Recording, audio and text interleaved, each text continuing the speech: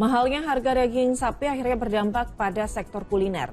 Semangkuk soto Betawi misalnya harus mengurangi porsi daging agar tidak naik harga dan kehilangan pelanggan. Pemerintah melalui Kementerian Perdagangan menyebut tingginya harga daging sapi bukan karena persoalan stok tetapi distribusi yang terhambat.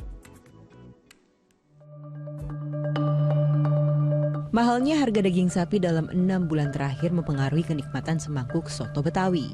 Harga daging sapi yang menyentuh Rp150 hingga Rp180.000 per kilogram membuat pedagang makanan berbahan dasar daging sapi harus putar otak.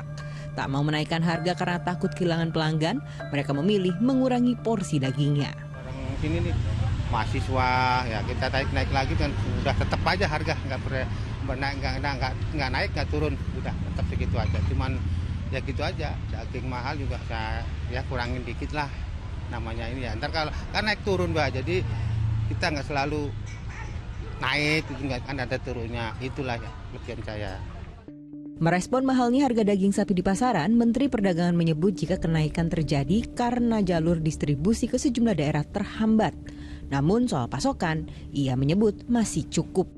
Kita terus memastikan stok untuk daging sapi tercukupi ya, memang harga daging sapi itu, harga HET-nya sapi itu 140 Pak.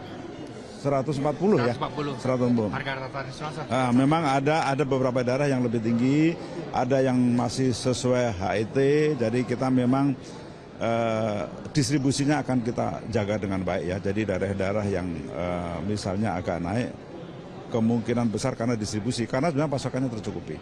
Sedangkan daging sapi mengalami tren kenaikan harga. Dalam koordinasi pengendalian inflasi daerah tahun 2026, daging sapi menjadi satu dari 7 komoditas yang disorot karena harganya berada di zona waspada. Berdasarkan harga acuan penjualan dari Badan Pangan Nasional, harga daging sapi dijual antara Rp130 hingga Rp140.000 per kilogram. Namun sejak Idul Fitri hingga saat ini, harga daging sapi di pasaran dijual lebih mahal dan belum ada tanda-tanda penurunan. Tim MTech Media melaporkan.